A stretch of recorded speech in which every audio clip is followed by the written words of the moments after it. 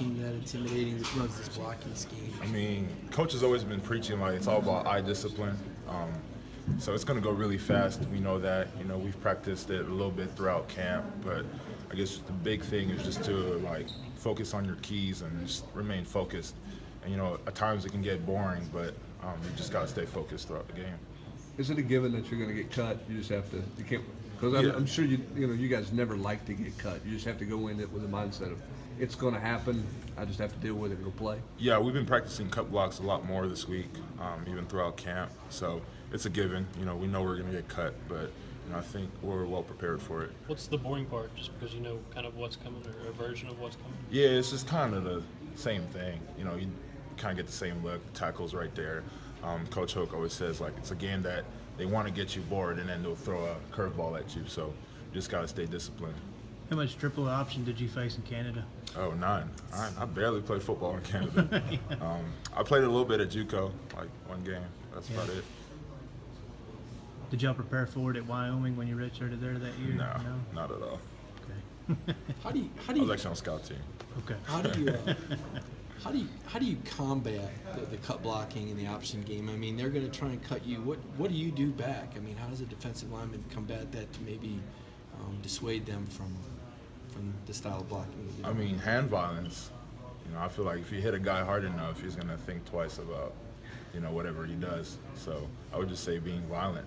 You know, match violence with violence. And then just this stage. I mean, the fact that it's Monday night, you guys are the only game on television. I mean, has that sense started to happen yet? I mean, I know the game is still some time off, more than a week off, but are you starting to feel the pressure and the hype that comes with that stage you're going to be playing on? I mean, it's definitely here. You know, being in camp for so long, you kind of forget the days and whatnot. And you know, we're 10 days away, so it's a big stage, big game. But you know, it's kind of why you play football. What do you see out of Darrell Taylor? What's he do well? What do you think he needs to improve on a little bit? Man, Darrell Taylor's a beast. He's really athletic, comes off the ball really well, really violent, plays a lot bigger than he is. And just, you know, he's a very consistent worker. He's one of the hardest workers on our team, comes in every day and works hard. Jonathan, how long has this camp felt? It felt short, but long at the same time, if you know what I mean.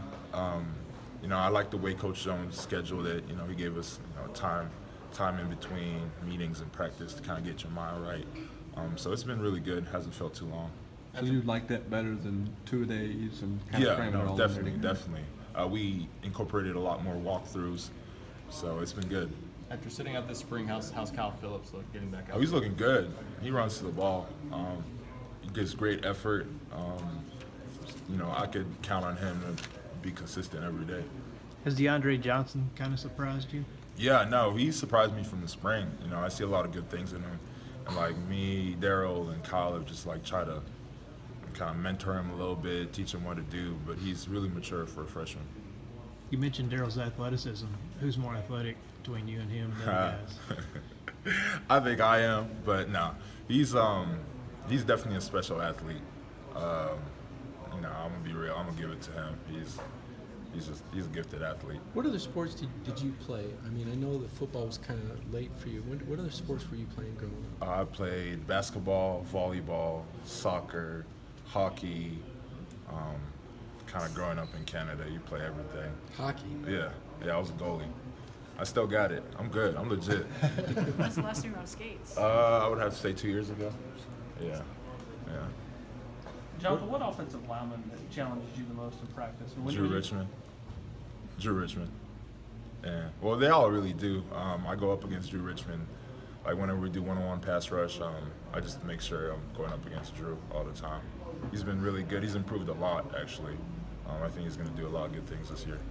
You make sure you go up against him to get better. Is that to get better, and so I can make him better, and he can make me better. And we after practice we bounce off like, hey, you know, this is what I'm seeing from you. This is kind of the weakness I'm seeing, and he does the same thing back. Obviously, been a lot of talk about the production you guys lost at DN between Barnett and Corey and all those guys. You know, how good do you feel your pass rush as a whole is going to be from the DN position? I think we'll be good. You know, I think we'll be good. I don't think there'll be a drop off. I'll just say that.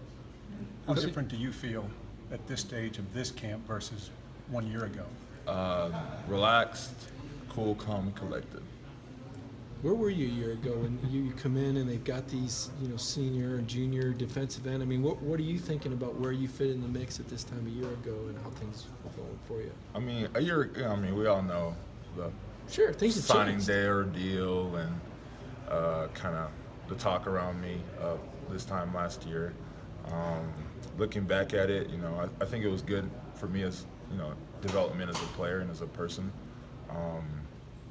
The difference between that and now, I'm much more comfortable. I know what to expect, how to deal with, social aspect, the media, and all that. So it's just a lot different. When was that epiphany? When was that come to Jesus moment for you? When you went from that guy we all wondered about to this guy that's sitting in front of us now that seems so composed and put together with his future? I would have to say it definitely started off at camp.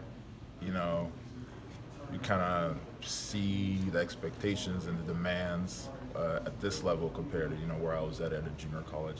The coming to Jesus moment would definitely have to be probably Missouri. The Missouri week is the week I was like, you know what, I'm just gonna play defensive tackle.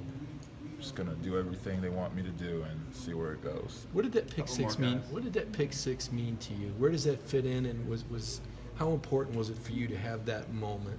It meant a lot. Just the way my teammates reacted. Sorry, I get a little emotional, but it meant a lot, man. It just made me feel like I belong here, and probably one of the top moments in my life.